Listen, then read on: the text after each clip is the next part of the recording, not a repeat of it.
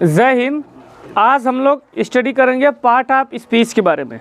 जानेंगे part of speech क्या होता है, इसमें कौन कौन सी चीज़ें होती हैं और क्या क्या चीज़ें हमें पार्ट ऑफ स्पीच में पढ़ना होता है।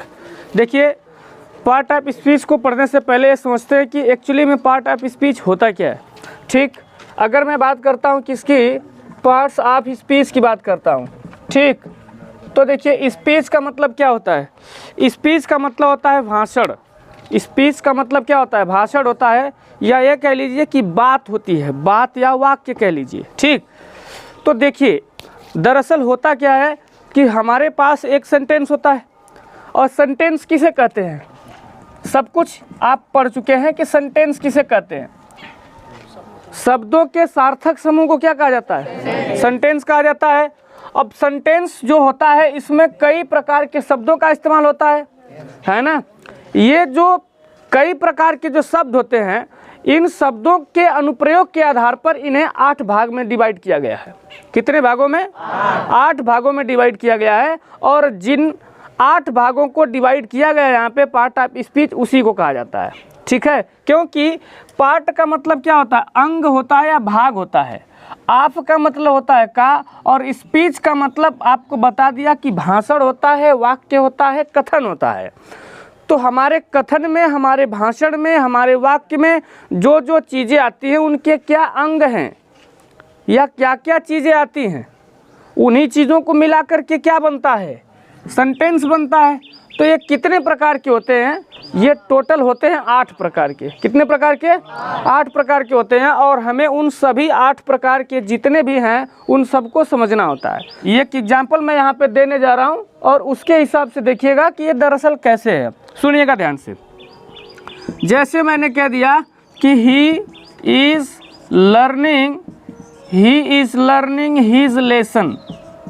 ये एक छोटा सा एग्जाम्पल है, बहुत ही सिंपल एग्जाम्पल यहाँ पे रखा हूँ मैं। अब यहाँ पर आप देख सकते हैं कि ये एक वाक्य है। ये क्या है, एक वाक्य है। लेकिन इस एक वाक्य में शब्द कितने आए हैं, कितने शब्द आए यहाँ पे, 5 शब्द आए हैं।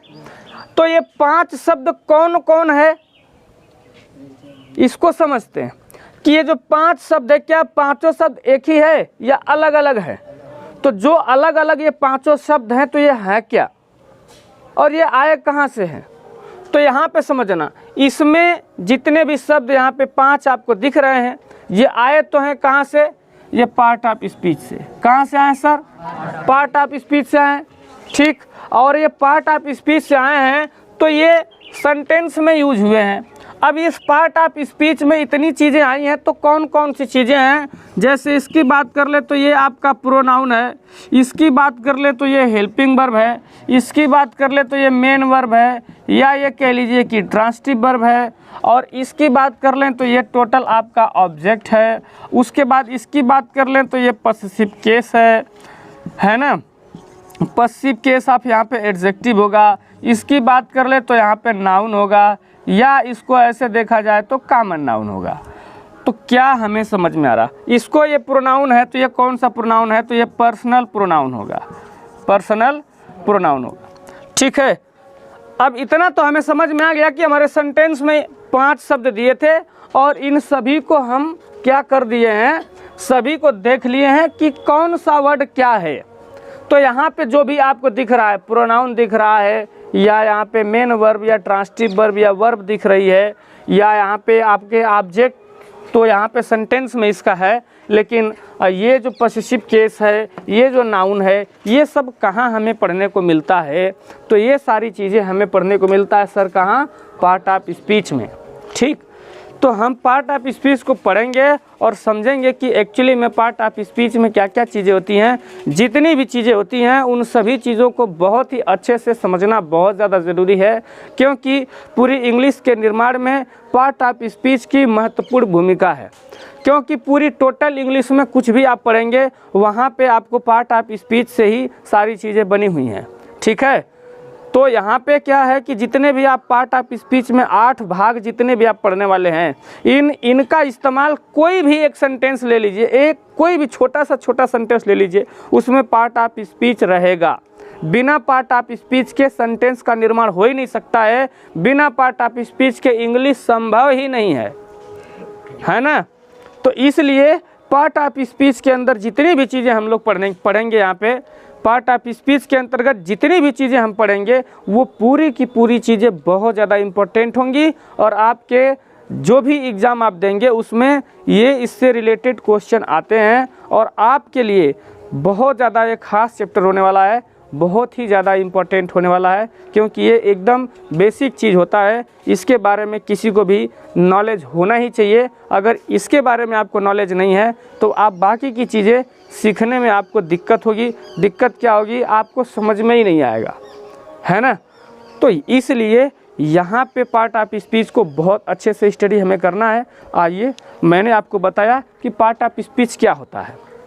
पार्ट ऑफ स्पीच का मतलब कथन, वाक्य, भाषण होता है, और इसके अंतर्गत हम 8 चीज़ों के बारे में पढ़ते हैं, क्योंकि हम जानते हैं कि हमारे वाक्य में भिन्न भिन्न प्रकार के शब्दों का इस्तेमाल होता है। जिन शब्दों का इस्तेमाल होता है वे 8 प्रकार के होते हैं। इन 8 प्रकार के शब्दों को ही क्या कहा जाता है, पार्ट ऑफ स्पीच कहा जाता है। ठीक है, तो ये कौन कौन होते हैं इसको देखिए ध्यान से। देखिए ये कौन कौन होते हैं 8 पार्ट ऑफ स्पीच में, वो 8 कौन कौन सी चीज़ें हैं जो हमें पढ़ना है। एक तो है नाउन, और नाउन का मतलब क्या होता है सर, संज्ञा होता है।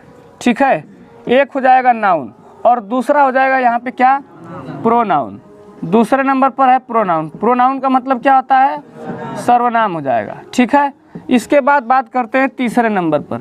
तीसरे नंबर पर आता है यहाँ पे एडजेक्टिव। क्या हो जाएगा सर, एडजेक्टिव। एडजेक्टिव का मतलब क्या होता है, विशेषण होता है। क्या होता है, विशेषण होता है। ठीक है, इसके बाद अगर बात करते हैं हम लोग आगे चलते हैं, यहाँ पे आगे चलेंगे तो यहाँ पे आगे देखिएगा, यहाँ पे मैं चौथे नंबर पर रख लेता हूँ।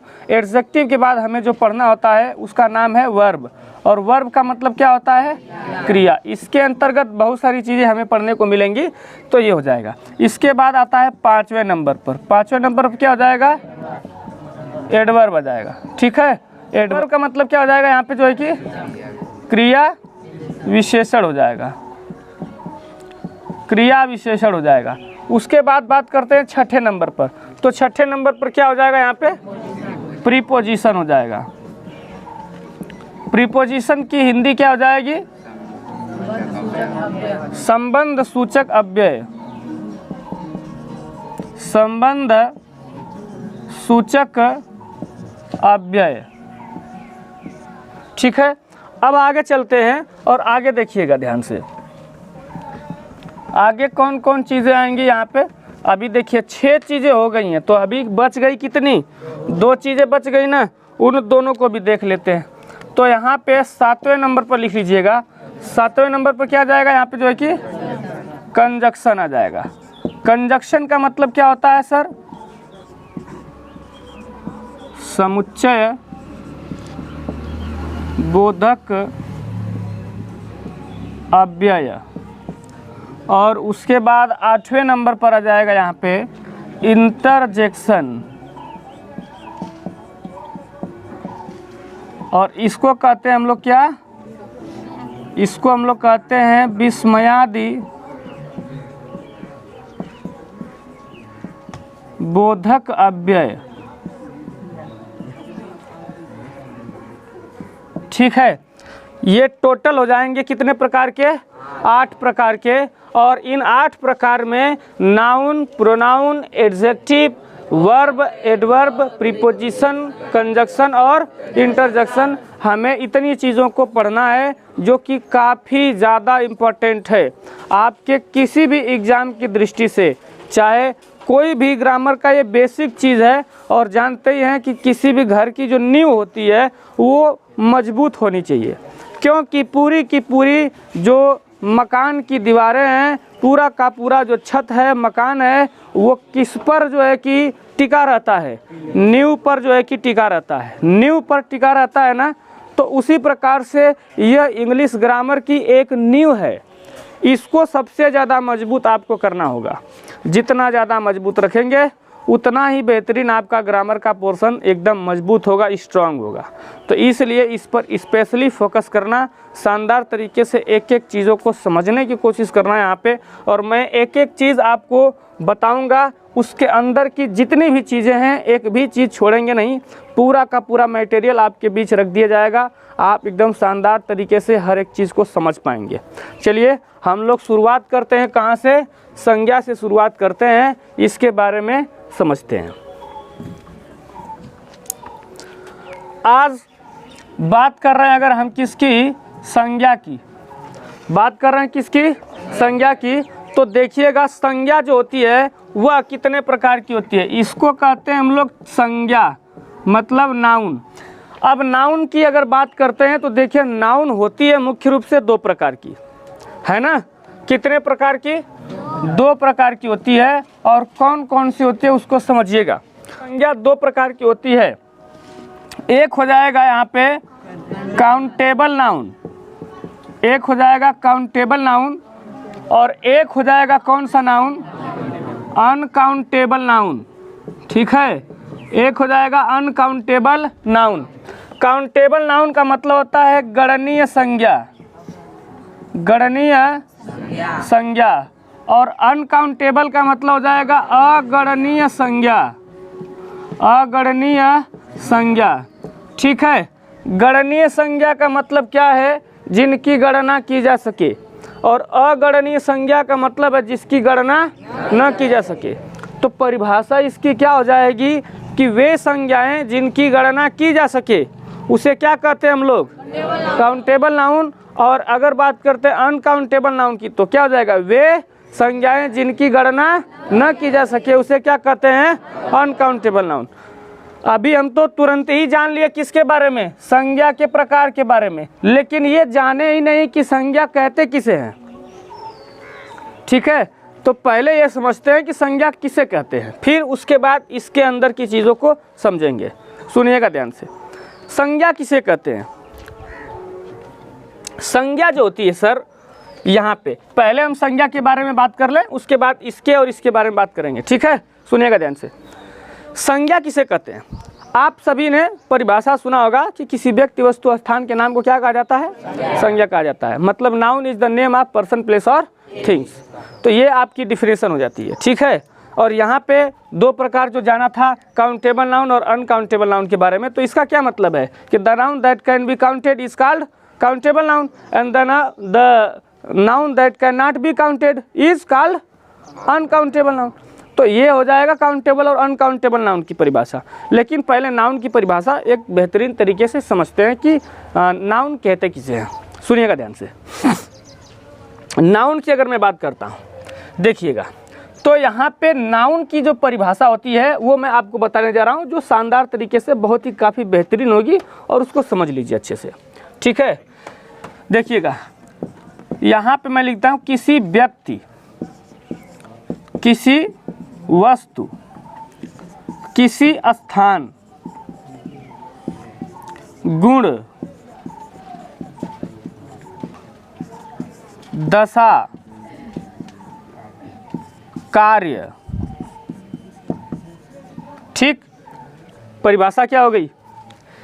किसी व्यक्ति, वस्तु, स्थान, गुण, दशा, कार्य आदि के नाम को क्या कहा जाता है? संज्ञा कहा जाता है। ठीक है, बात समझ में आई सबको? परिभाषा मैंने क्या कहा बताइए? किसी व्यक्ति, वस्तु, स्थान, गुण, दशा, कार्य आदि के नाम को क्या कहा जाता है? संज्ञा कहा जाता है। एकदम मामला क्लियर है? या फिर आप ऐसे ही कह सकते हैं कि name of person, things, place, quality, state and action is called noun. देखिए, 3 चीज़ों को आप तो रटे हुए हैं कि नहीं, व्यक्ति, वस्तु, स्थान के नाम को संज्ञा कहते हैं, लेकिन ऐसा नहीं है। इसमें ये चीज़ें भी आती हैं। ये चीज़ें क्या हैं? ये भाववाचक चीज़ें हैं, भाववाचक संज्ञाएं हैं, है ना? तो भाववाचक भी तो संज्ञा हम पढ़ते हैं। इन तीनों के अंतर्गत ज़्यादातर भाववाचक संज्ञाएं आएंगी। तो भाववाचक संज्ञाएं जो होती हैं वो उसमें 3 चीज़ें आती हैं। एक तो होता है गुण, एक होता है दशा और एक होता है कार्य। ये 3 चीज़ें होती हैं। तो ये तीनों चीज़ों के बारे में हम लोग अच्छे से देखेंगे। ठीक है, देखिए ध्यान से। अगर बात करते हैं हम लोग पर्सन की, तो पर्सन में जैसे हमने कह दिया राम, जैसे हमने कह दिया सीता, जैसे हम कह दिए बॉय, जैसे हमने कह दिया गर्ल, जैसे हमने कह दिया मैन, जैसे हमने कह दिया लेडी। तो ये सब क्या है? ये सब पर्सन है। पर्सन का मतलब क्या हुआ, व्यक्ति है, ठीक है। अच्छा, आपसे अगर पूछ दिया जाए कि बताइए डॉग किस में आएगा, डॉग किस में आएगा, एलिफेंट किस में आएगा, तो उन सब को भी कहाँ रखना होगा, पर्सन में रखना होगा। डॉग हो गया, जैसे यहाँ पर मैं लिख दूँ एलिफेंट लिख दूँ, जैसे यहाँ पे एलिफेंट रख दिया हमने, तो ये सब भी किस में आएंगे, यहाँ पे पर्सन में आएंगे। अब बात कर लेते हैं हम लोग किसकी, थिंग की बात कर लेते हैं, मतलब थिंग्स की अगर बात करते हैं, तो अगर थिंग्स की बात करते हैं यहाँ पे, तो थिंग्स में क्या क्या चीज़ें आ जाएंगी। थिंग्स में आप जानते हैं कि पेन तो इसमें आ जाएगा, टेबल इसमें आ जाएगा, फैन इसमें आ जाएगा, है ना। जैसे कि द रामायण भी तो आ सकता है, द रामायण ये भी आ जाएगा, द गीता आ जाएगा, द कुरान आ जाएगा, है ना। क्या हो जाएगा, द गीता। मतलब हम यहाँ पे कैटेगराइज करके नहीं पढ़ रहे हैं, हम बस ये पढ़ रहे हैं कि थिंग्स में कौन कौन चीज़ें होती हैं, ठीक। अब बात कर लेते हैं किसकी, प्लेस की अगर बात करते हैं, तो प्लेस में कौन कौन सी चीज़ें आ जाएंगी।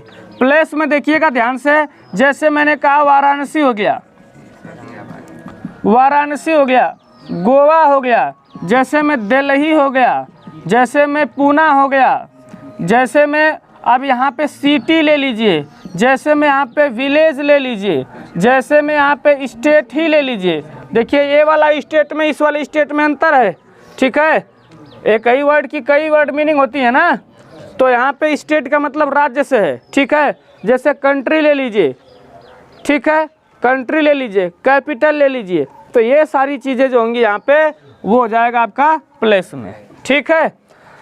अब बात करते हैं किसकी, क्वालिटी की बात करते हैं, तो क्वालिटी में क्या क्या चीज़ें आएंगी उसको ध्यान से देखना। बात करते हैं अगर क्वालिटी की, तो देखिएगा जैसे कोई आदमी ऑनेस्ट है, क्या है, ऑनेस्ट, तो यहाँ पे ऑनेस्टी हो जाएगा, इसका मतलब होता है ईमानदारी, ये क्या है, क्वालिटी है। जैसे मैंने कहा ब्रेवरी, क्या कह दिया सर हमने, ब्रेवरी, ये क्या है, क्वालिटी है। बात समझ में आई। तो यहाँ पे ये क्वालिटी के अंतर्गत आपकी चीज़ें आ जाएंगी। और चीज़ें देख लेते हैं, तो यहाँ पे हो जाएगा ब्यूटी, ट्रूथ हो जाएगा, ठीक है, इस तरह की चीज़ें। इंटेलिजेंस हो जाएगा, इंटेलिजेंस हो जाएगा, तो ये सब आ जाएंगे इसमें क्वालिटी के अंतर्गत। स्टेट में क्या क्या चीज़ें आएंगी, स्टेट का मतलब यहाँ पे होगा दशा, ठीक है। तो यहाँ पे क्या क्या चीज़ें आ जाएंगी, जैसे मैंने कह दिया चाइल्डहुड, चाइल्डहुड का मतलब बचपना, ये एक दशा होती है। जैसे मैंने कह दिया ओल्डनेस, ओल्डनेस, जैसे मैंने कह दिया यूथनेस, युवावस्था, बुढ़ापा, है ना। तो ये सारी चीज़ें हो जाएंगी।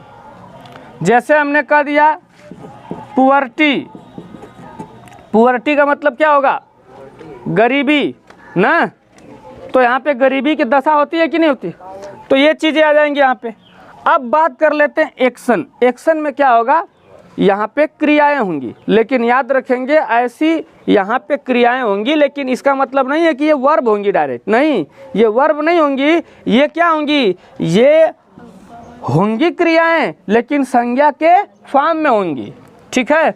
तो यहाँ पे कौन कौन सी चीज़ें आ जाएंगी, जैसे मैंने कह दिया फ्लाइट, फ्लाइट का मतलब क्या होता है, उड़ान होता है। जैसे मैंने कह दिया लाफ्टर,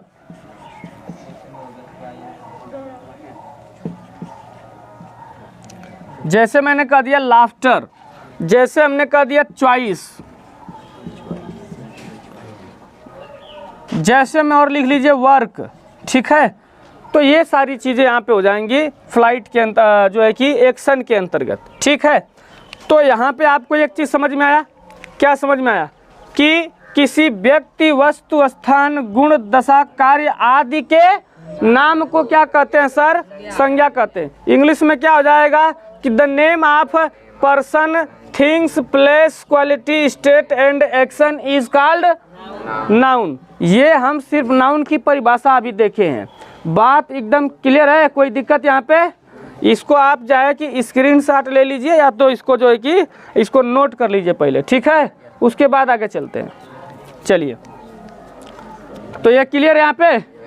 अब देखिए ध्यान से, अब बात कर लेते हैं, अब बात करते हैं कि संज्ञा के क्या प्रकार होंगे, ठीक है। अब संज्ञा के प्रकार के बारे में समझते हैं, ठीक है, समझे ना। चले आगे, पक्का ना? सुनिएगा ध्यान से। बात करते हैं हम लोग संज्ञा के प्रकार के बारे में। मतलब क्या हो जाएगा यहाँ पे, kinds of noun, kinds of noun.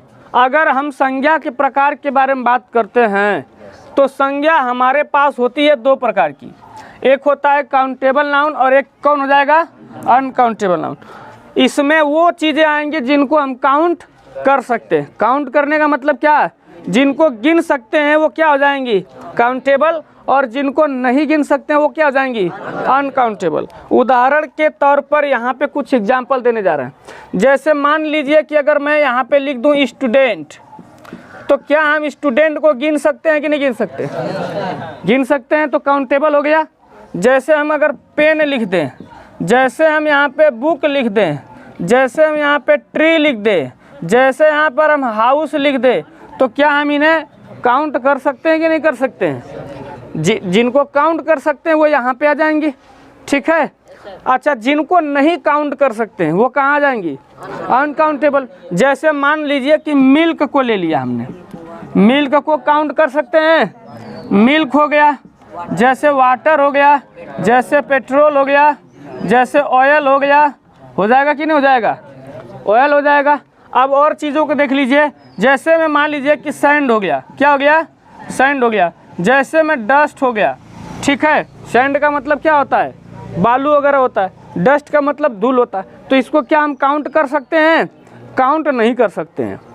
कुछ चीज़ें ऐसी होती हैं जो शायद काउंट की जा सकें लेकिन उनको काउंट किया नहीं जाता है। जैसे में बात करते हैं राइस,